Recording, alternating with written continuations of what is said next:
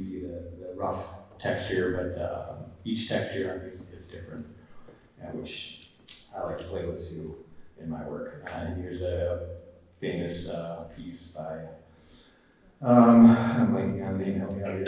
Duchamp, yeah. Just the ready-made, obviously I'm doing ready-mades right now, and mostly are using only found material, presenting those as my marks in sort of collage painting. He's the great granddaddy of doing this kind of thing. This painting too, again, just a variety of art makings. I can't remember the artist's name on this. It's something I saw in the gallery and snapped a shot, but I just love the variety of marks, textures. The yellow marks on the painting are very thick.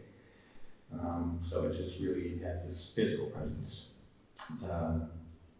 And this is, I think, the final art historical side I got is Kenneth Noland, just a sort of repetition and variation of this very simple composition is a motif that I use a lot. And these are, I do have some sort of environmental inspirations. I love finding my things on the street like this. This is where I get most of my material at this point. The piles you see on the road, and even inspired by, even though this is just put out for the garbage, and it still has sort of a constructed feel, almost a ready-made for me. And again, this is, I was throwing some trash out of my studio, and yeah, this is sort of like an inspiring sort of photograph for me. Collection of toilet tops that you'll see in some of the later works are arranged and used in different ways. And bits of wood. Here's a shot of my studio. Sorry to blast through that one, but just working on the floor, composing with these. This isn't even like really a realized finished piece. Just something I sort of do in the studio. I love working with all these, the same components, but composing with them in many different ways. I should have brought my picture of this order. This piece changes every month. And I don't know if it'll ever be finished. I don't know if it's ever meant to be shown. It's just something I do in the studio, which this is kind of how my studio looks. It's a bit of chaos. I collect objects from the street, like I said, sometimes not even knowing why I want them, just something about the surface or the color or just an intuitive sort of feel. And they go to the studio where they might live for years and years before they get finally find a home in a collage or other arrangement. You can see how sort of some of these pieces on the floor are finding their way into this bigger piece. And as I'm working on this, I'm pulling from the floor and trying different combinations. It very much is, even though I'm like layering objects, it's to me like layering marks on a canvas. So I really, like I said, I still feel like I'm thinking like a painter when I'm not literally painting at all.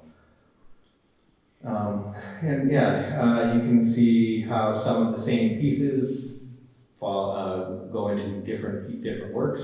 I never really see them, I might show this piece, but the works will get repurposed in another piece again and again, till I get bored with them for now. So one element can find its way into 5 pieces. I don't really, when I finish them, I document them photography, but then I don't really keep them in storage, it's, unless somebody wants to buy one, which is extremely rare. They just live in this way. This work that I'm showing you right now is all from about maybe 12, 15 years ago. This is like right when I shifted from painting to this more object-based method.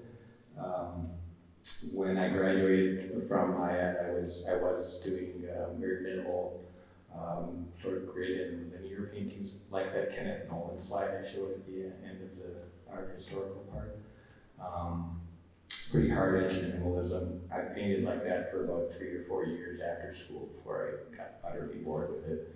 And started, still wanted to work in this minimal way, but trying to find ways that to re-engage my interest, and that's when I started using the found material. I would juxtapose a piece, like a piece of wood with a painting, and was doing these sort of simple diptychs like that, a painting and a found piece, before eventually the paintings went away, and it's at this point all found material. Just another iteration of this work again. This is like 15 years ago or something. I think this was in the library in Madison. There's this piece again at the Haggerty Museum. As you saw initially, I collected the toilet tank tops. Initially, I started collecting them, not really knowing how they were going to be used. With using them in a few of the larger collages. And then it just started to kind of, I had them on the floor and had them in a line like this, and then one night it just dawned on me that they could be arranged simply as this sort of totem.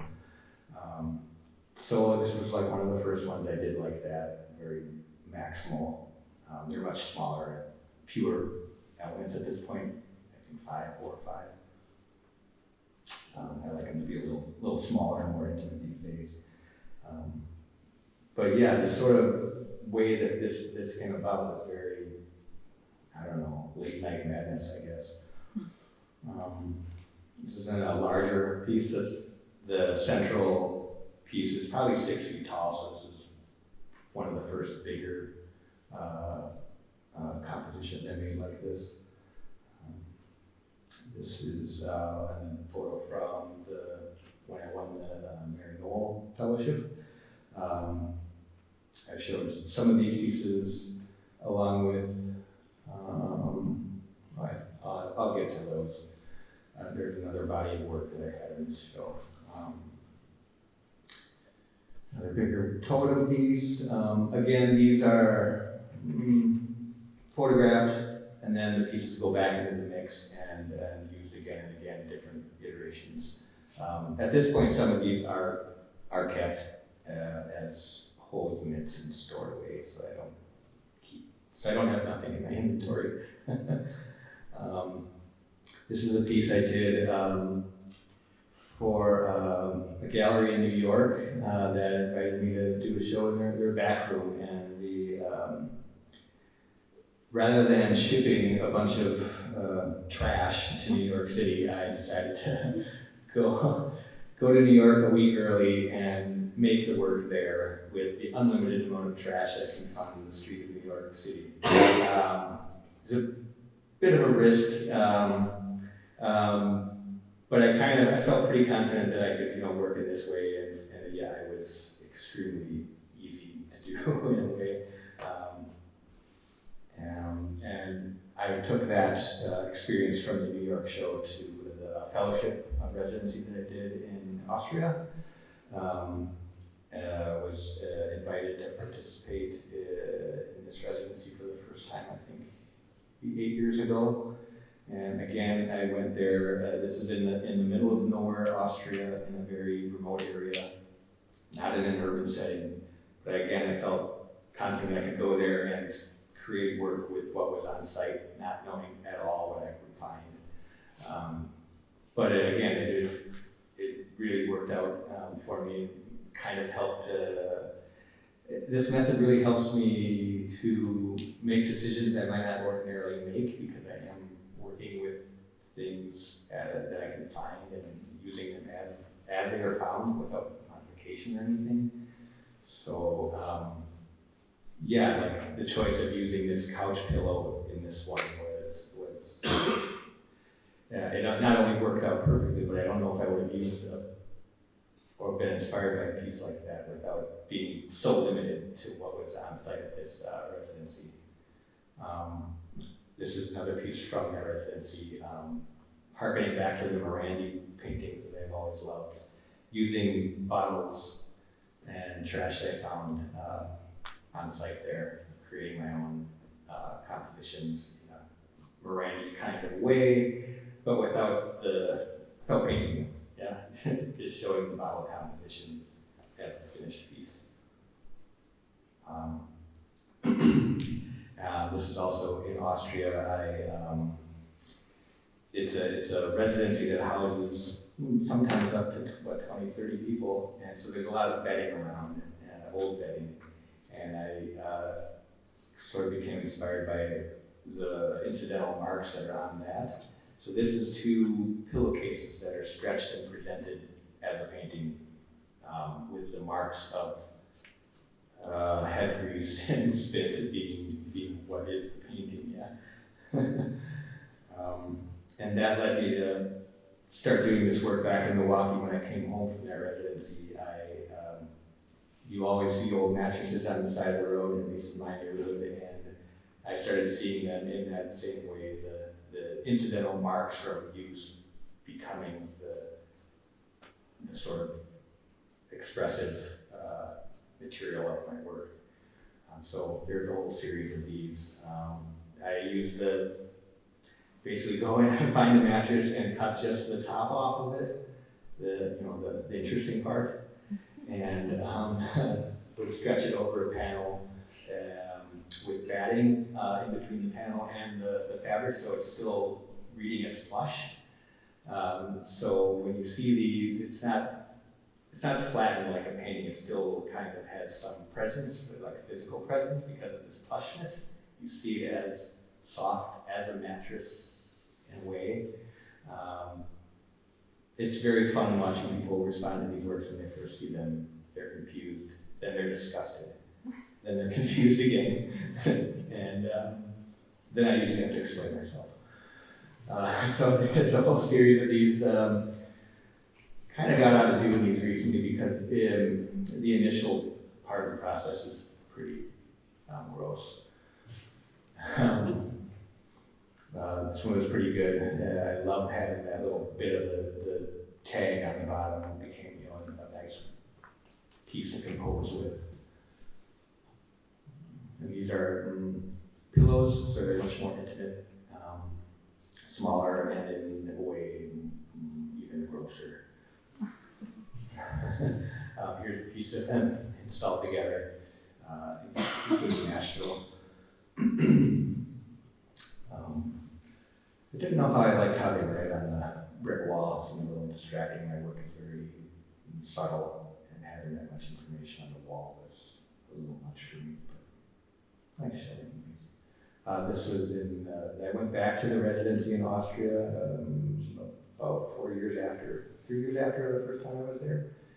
And this time, being more familiar with what's there, I kind of had this idea to make I wanted to make a sculptural piece, something that wasn't wedded to the wall, because still to this point, my work's always been on the wall, presented as a painting.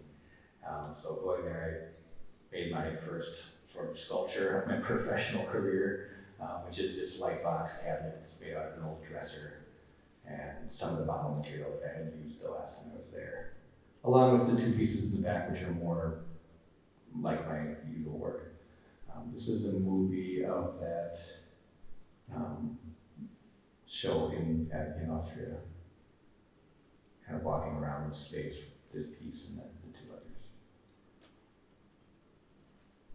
others. This space is an old hayloft in a barn for a stable that's next to like a horse stable that's next to a ruined castle. So it's just this amazing setting for creating work. And yeah. So,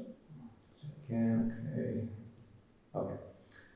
This is getting more into some more recent work. The previous work, collage work like this, had always been sort of resting on the floor or on a shelf, kind of adding to its sort of the weight of the object, so making it feel more like a sculpture. And so I took away the sort of display elements, the shelves or the floor or whatever, and started floating the pieces, installing them so that they are a bit more like a painting than the previous ones.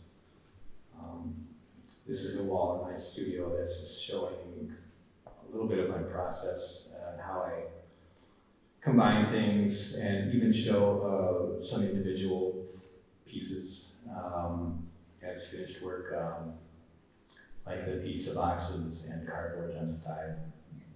The crease marks, it's like almost like a Rorschach blot print thing. The dish rags in the middle there are actually carefully folded but then stiffened, so when you take them off the wall they are rigid, and so they're like permanently in that folded position. They're kind of like a trick, you know, it looks like it's just a towel on the wall, but it's actually something that I worked really hard on manipulating the folds and preserving it in that way. It's sort of anti what you think it is. It's just a bit of what a lot of my work is wrestling with. Colin mentioned, yes, I have a lot of formal interests, but I'm also interested in subjugating sort of this the consumer and wealth aspects of the art market. So I'm making these sort of high-end aesthetic objects that are made with literal garbage that the more worthless the better in my mind. And it's just a way to sort of, I don't know, stick a thumb in the eye of the art world and say, you know, not everything has to be pristine and perfect and presented like a newborn baby. It can be gritty and rough and disgusting and all these things and still be beautiful. This is a piece, you'll see a bigger iteration of it in the show here, that's sort of referencing the formal aspects of that Kenneth Nolan painting, the vertical lines serialized. But instead of using painted lines, it's made with the mops and brooms that are used. Really fun to compose with the different, not only just the colors but the shapes of the heads and the rhythm that you can create on the bottom of the piece by mixing and matching these things. Here's a larger, more finished version. I think this is the one that's in the show here. So yeah, it looks like I'm just clipping these on the wall, but it really does take a lot of time to find this sort of balance and harmony with the variety of colors and shapes of heads balancing in an aesthetically pleasing way, at least to me. Here's some more, when I got back from the Austria again, I started trying to make some more sculptural pieces. And you know, this was just a first crack at it, a very simple sort of line stand. Here's a more recent toilet tank piece, again a little smaller, and maybe relying a little bit more on the marks that are on the dirty tops than the ones that are more, that are bigger and more colorful, where the overall thing can just overwhelm you and not the details. Here is the Miscellaneous Jawns show as presented in Milwaukee at the Alice Wilds in June, was it? May, June? So there's a small piece of this show here, including a sculpture in the middle. Yeah. It's the back room where I showed a little bit of my individual pieces. Piece on the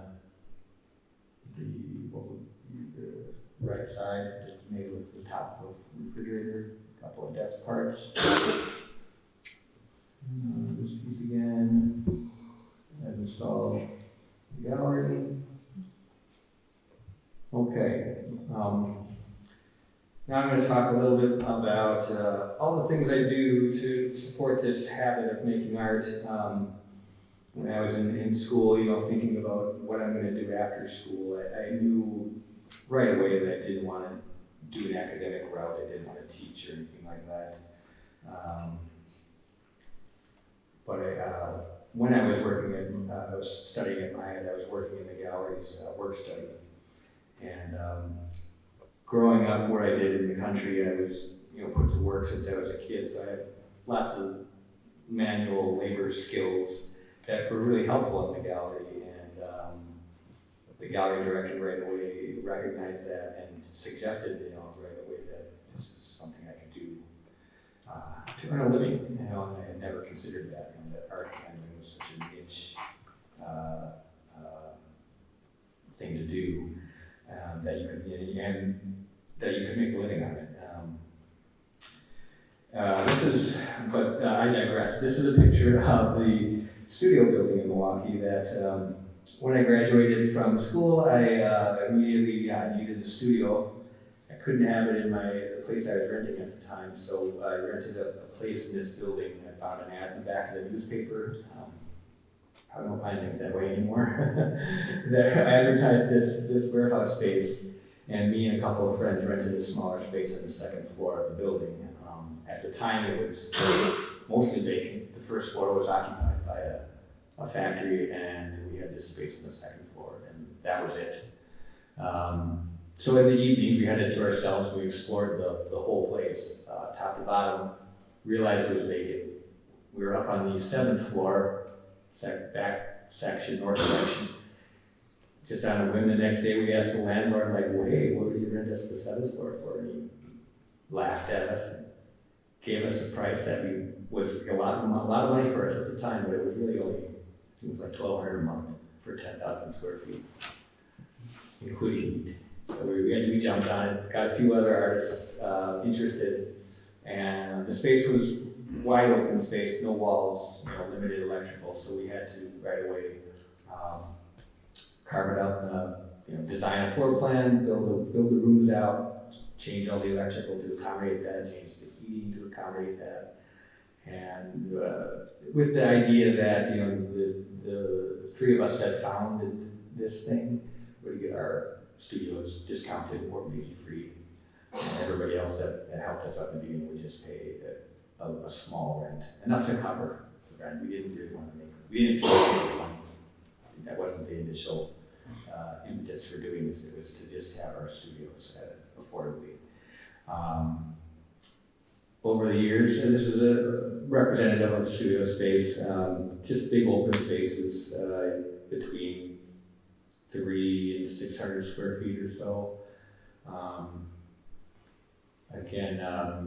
So yeah, we started this thing just to have sort of shared spaces, but after a year, most of the people that started it initially had moved on, either with their career or moved out of the city or started a family.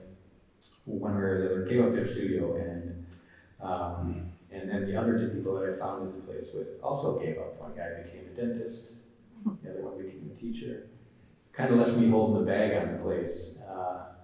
And it was a rough few years, but I held on and had some learning experiences with renting to people and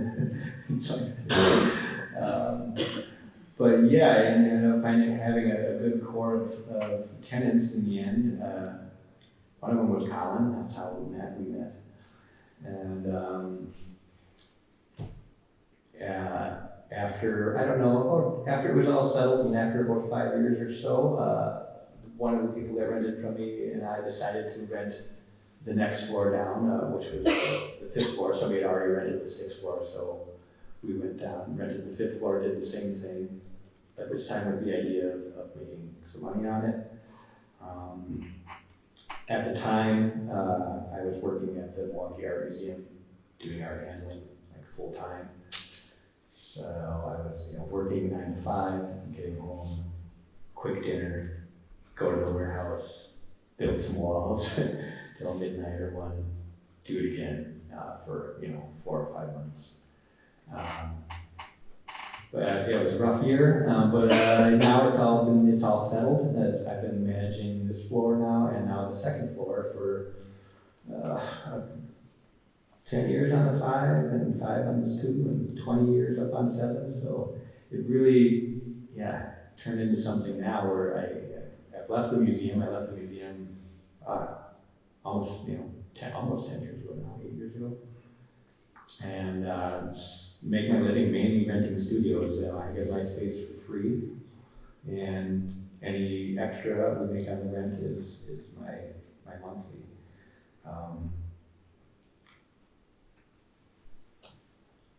Some studio spaces. with the studio space in the same complex is an old garage space that my partner and I also rented. Initially just to use to store our canoes and fishing stuff, but after a couple of months of being there, I realized it could serve as a more public-facing gallery space, which I didn't. There was really nothing in the neighborhood at the time. I live in Bayview, if you're familiar with Milwaukee, it's near South Side, and we couldn't really do open studios in the warehouse because a variety of liability issues. But this space, being on the ground floor, didn't have that problem. So decided to build it out and start having the exhibitions there. Being that it is a garage space, the exhibitions only happened in the warmer months.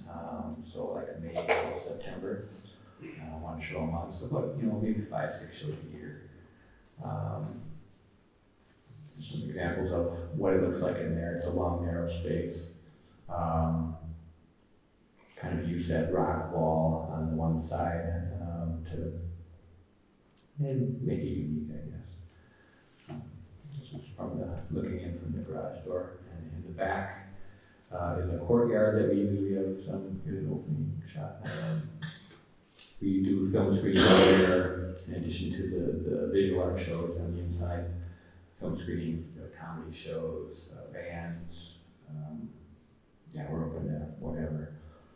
These days I've turned it over to a few other artists to curate. I got a little burned out on it after many years and wanted to have my summers back to do my things rather than managing this place. So I turned it over to some other artists and they've done a fine job this summer curating the shows and keeping the space going. And this is another project of mine that I'm doing with artist Shane McAdams. We wanted to kind of do what I was doing over in the warehouses, but we wanted to own the place. Warehouses and usable space, the garage, I rented them and then I sublet them out. This is a building on 10th and Mitchell Street in Milwaukee. Was affordable enough for me and a partner to purchase it and turn the ground floor into a gallery space with 5 studios behind it. And there's and then upstairs is an apartment that also has its own studio, so it's a work-live studio apartment. And then we have the basement as a exhibition place too. Been doing this for 5 or 6, 7 years now. I don't even know. But yeah, it's again this is the grand entranceway. It used to be a bridal salon, so the windows used to be a bunch of gowns, and inside was all mirrored. And this is sort of what it looks like when we bought it. Just a wide open space that we destroyed and carved up into. This is the floor plan for the gallery space. So we have the windows that you saw in the photograph with just the gallery behind it. And behind the gallery is the 5 studio spaces upstairs of the apartment. There's a picture of the gallery empty. And the windows activated with a drawing party one night. There's one of the studio spaces over there, a little smaller, no windows, but it's comfortable there, air conditioned, and nice and quiet. And the studio there. And last but not least, I still do art handling, more privately now. I do work for some smaller museums and private collectors. This is a shot from when I was still at the museum. It was a nightmare installation of these heavy paintings all stacked up in salon style. But yeah, this is from a museum in Oshkosh. They wanted this painting that circled, put into this crate that I had to create so that I could go to Minneapolis and be conserved. And they hired me to build the crate and then move the painting into the box. So sort of a time lapse here in the box and packed and ready to go. I still do this kind of work more infrequently, sort of as my back allows, my bad back from all this labor. But I still enjoy doing it, and it is really a nice combination of skills that I have, and it's still in the art world. And yeah, I built crates too. When I worked at the museum, I was one of the primary crate builders. So this is the inside of this. I think there was like what's going in here? Keith Haring drawing, I think. So yeah, when you ship something that expensive, it has to be like a bomb-proof crate, which is why it has an inner crate too.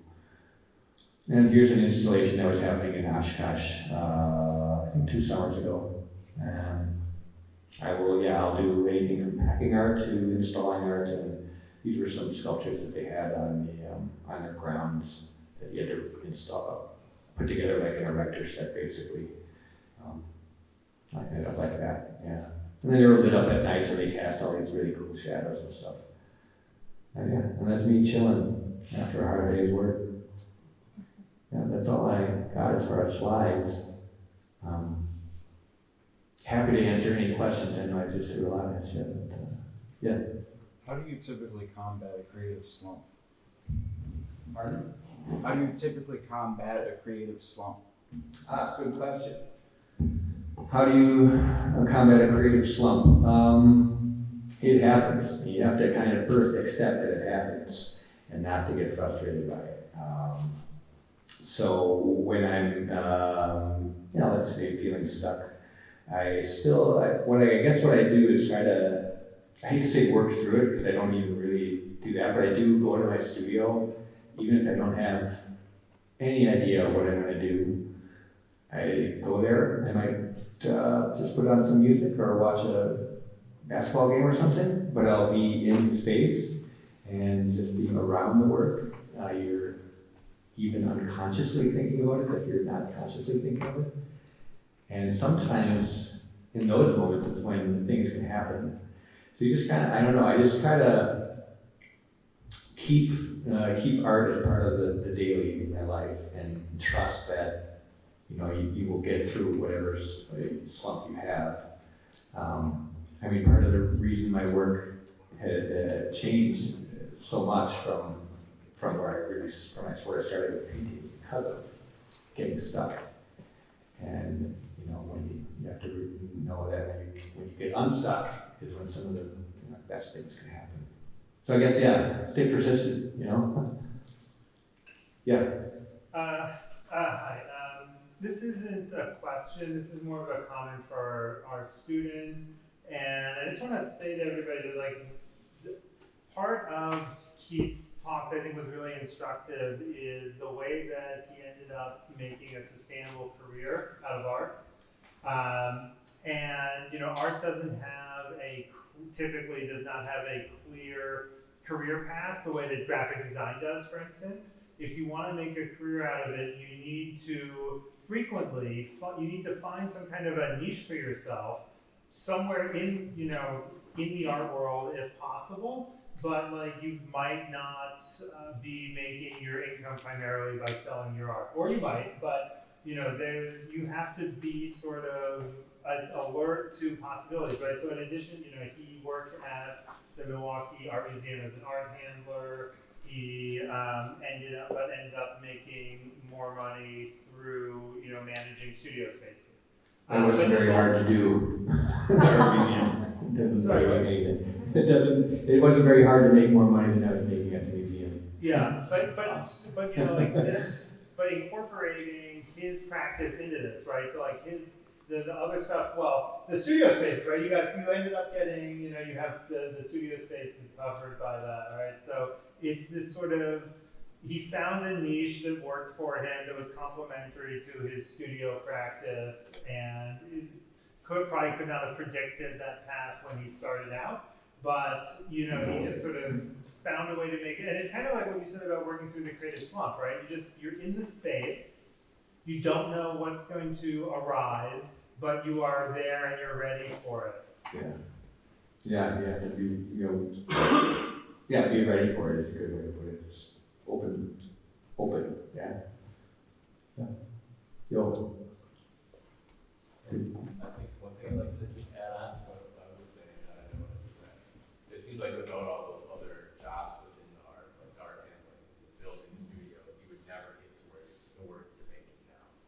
that's an excellent point, and I didn't touch on that, but something I was trying to do when I was in that slump with painting was how can I make my daily routine in life more part of the studio, because at that time my studio work was completely separate from everything else that I did. You know, I was doing art handling and carpentry, and then I was doing painting, and it was like that's sort of where it was like, okay, I have a lot of these scrap material around for my other stuff, and maybe this is. I think it was like a late night thing. There was a painting on the floor next to a piece of wood, and it was like, oh, that kind of looks interesting together. What if I did that? And that's kind of like what I was saying, like being open to possibilities that you might not have ever considered. And yeah, and I think trying to get some of your life, whatever it is you do outside of your art practice, into your practice can only help and make your work more honest to who you are, you know. Yeah. I have two questions. One kind of related to that. What was it like for you, sort of like moving on from, you know, mixing paint, assuming you're mixing paint, thinking about application to having more of a found object engaged in the work? Like, was there something that you like? You talked about sort of the eureka moment of like, look, I can do this. But was there also, did you miss the paint? Did you feel like there was like a different level of acceptance you had to have with found objects or giving up? It was, let's see, it was tough to give up painting because I was schooled in this, in a very sort of traditional mindset.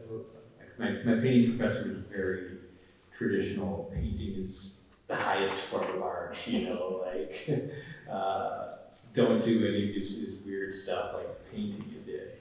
And so it's like, I had to sort of unlearn all that.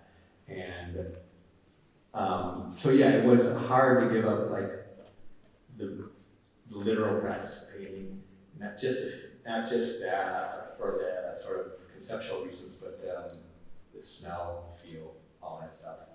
Still, when I walk into a real painter's studio, you know, especially if they're oil painting, I'm just like, oh man, I want to do that again. But also had to accept that, like, I think, I mean, I know the work that I make now is way more in tune to me. The work that I was making as a painter was, somehow not as honest, I guess. And then I had a second question. So with the, different, but with the panels, the boards and such that you're arranging, and I totally get like the two-dimensional presentation, and I was wondering, how are you attaching them? And then like when you're looking at them from the side, are they completely flat on the side, or is there like is it Donald Judd lean or something like that? Anything like that going on? Yeah, the first ones were really like the lean. Yeah. Okay. If it was on a shelf or something, it was sort of the Donald Judd lean. I like that. But the newer ones are, fastened together in different ways. I pull from my wheelhouse of art handling to use all the different hardware that are available. But yeah, they are usually not permanently fastened together. So like a piece that has 4 panels, all the panels come apart. Yeah, so they can easily be moved, not too heavy. The toilet tops especially is a tricky method I found for that, where they all come off. And I don't have to, it's basically like a long bar that has cleats on it, specific to each piece. So the toilets have the reverse cleat on the back, and they just clip on that bar or sack. I'm happy to show you in the gallery. Yeah. Cool. The back row is really impressive. Yeah.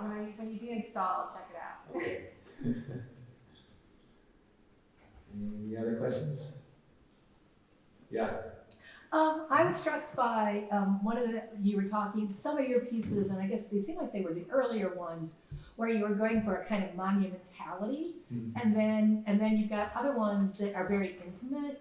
So I'm just interested in hearing you talk about those choices between when you decide that it should be, you know, monumental, or when you decide it should be intimate and small. Yeah. And what do those evoke for you too? That sort of the scale. Yeah. I guess I have to put myself in the mind I was in at the time. So like I think when I was making those pieces initially, I was a little maybe timid about it, I guess, because it was new. And so by scaling it up, it was a way to get, how do I put this, make the work big enough that I can't try to, this is a good question. By somehow making it bigger, it would overwhelm me and I would have to accept it in a way.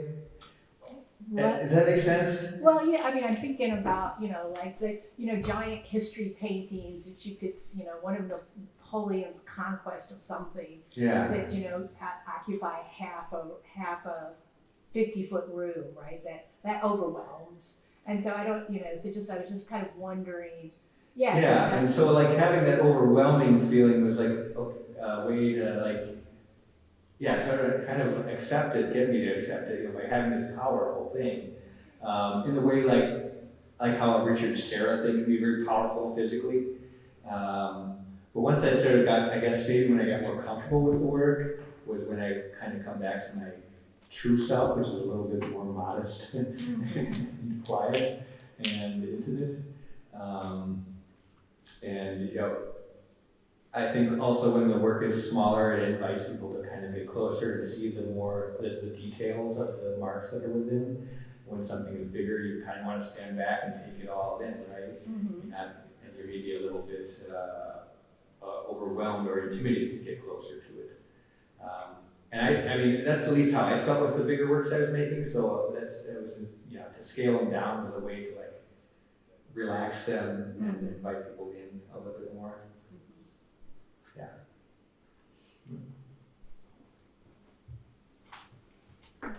Yeah. When you do sell your art, how do you measure how you sell, like your price point? Keep it pretty modest, I guess. I guess I kind of based it on. So I don't really sell a lot of artwork. It's a tough sell, at least in this town. But I was selling some paintings when I was still painting, and so like a modest sized painting of mine was in the neighborhood of like 2,000 or 3,000, 4,000. So I kind of kept the new work in that realm, because I had sort of established it. Yeah. But even these days, like, it depends on who's buying it, you know, or if somebody wants to trade. You know, I have a modest collection of my own, and then a lot of it's built through trading with friends. But yeah, I don't, especially too, I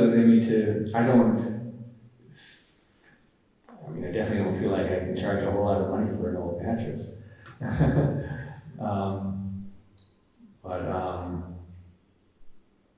I don't want to get into the high-end price range because I'm pretty grossed out by that in the art world. Like I don't, you know, when I see auction estimates for things, new artists or even established artists, it just kind of sickens me. Like that. By announcing that our work has these phenomenal $1 million values, I think it puts people off, or you know, makes them think that it's not for them. You know, in the same way, like I can't afford a $1 billion mansion, and our work is $1 billion, and it's not for me. As much as my work is, let's say, made for maybe a more art historical type crowd, I still feel like I can get average people to enter the work. And that goes, digressing a little bit from real value, but I guess at this point, pricing my work isn't even important to me. I don't think about it too much anymore.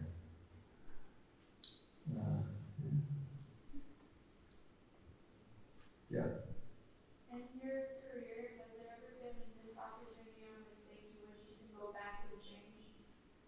God, yeah. Where do I start? I worked at the Milwaukee Art Museum for 10 years for basically minimum wage, yeah. And it was a hard physical job that didn't pay well, and I wish I would have found a way out sooner because it was not good for my health in many ways, my mental health, my physical health. So I would say, yeah, if you are in a moment in your career and you're not happy, recognize it and do something about it. Because I waited a little too long on that. But could you argue that those skills that you sort of learned put you in a position to where you are now?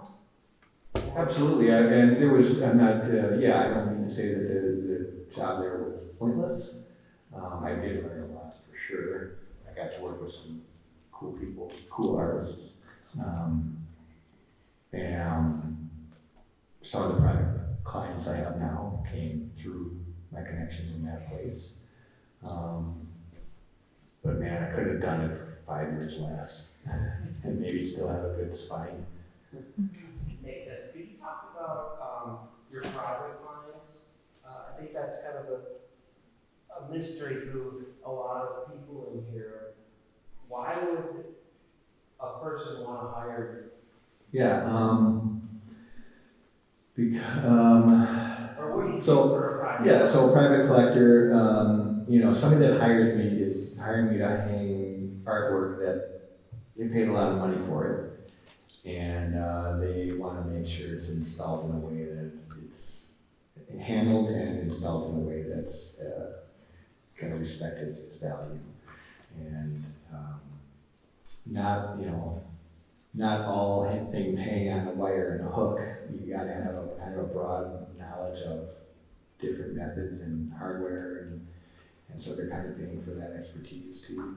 And they're also paying for, like, they know that, they know I'm an artist, they know that I work at the museum, and so they could just as easily hire, any carpenter could do it.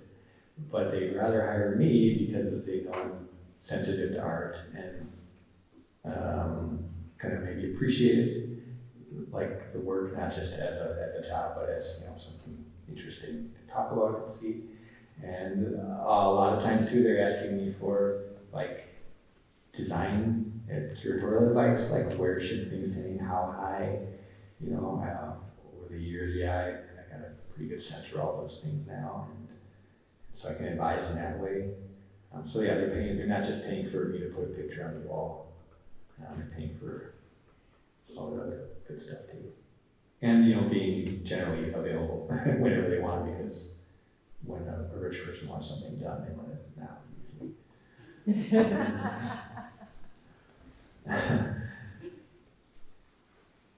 Anybody else have a question?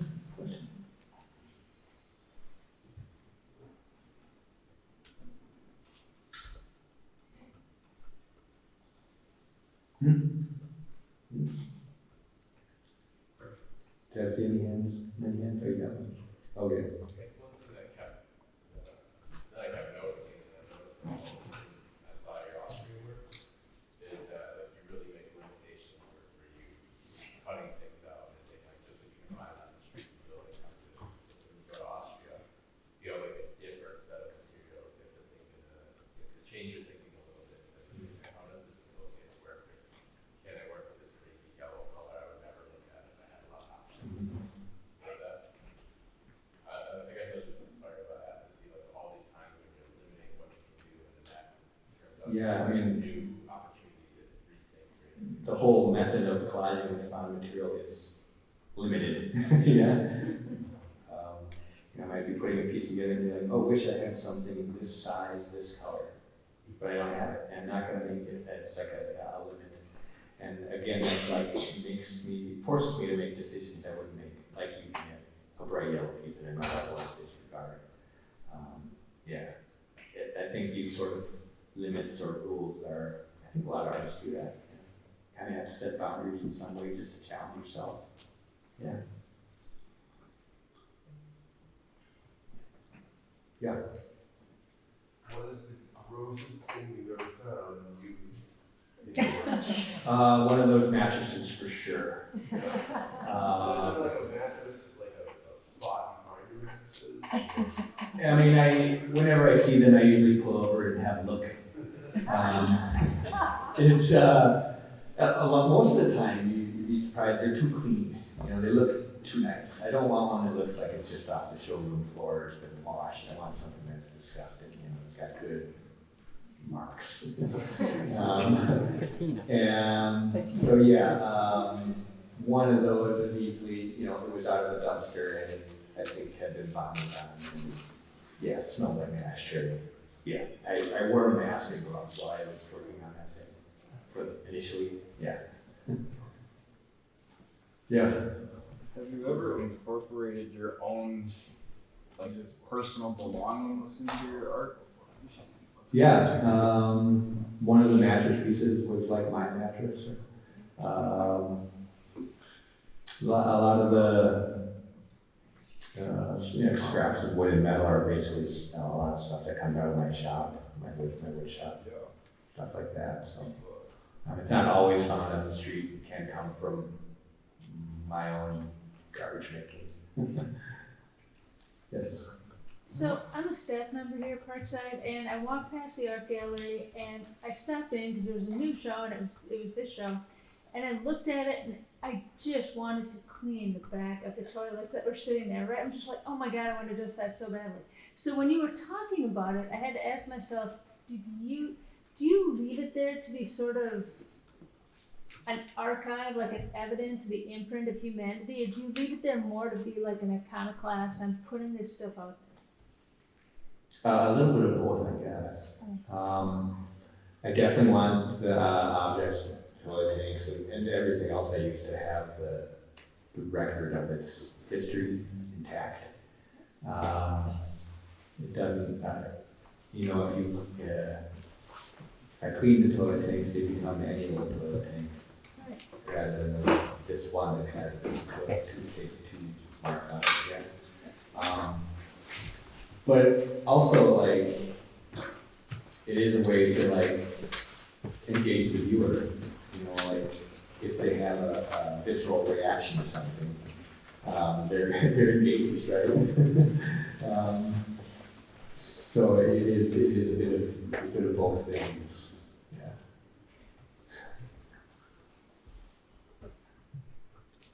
Oh, that's the street.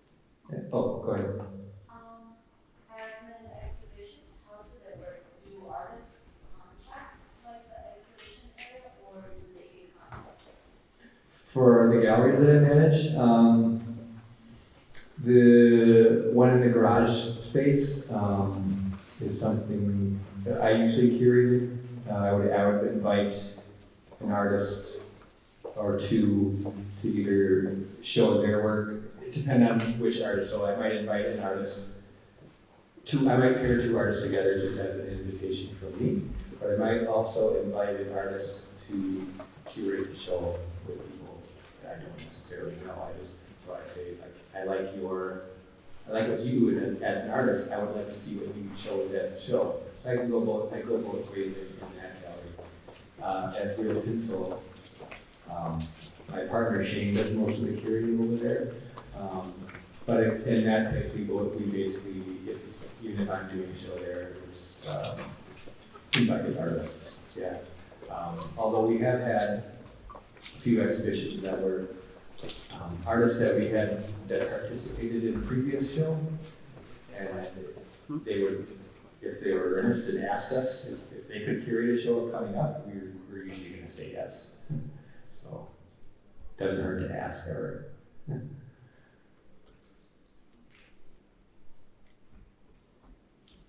Yeah.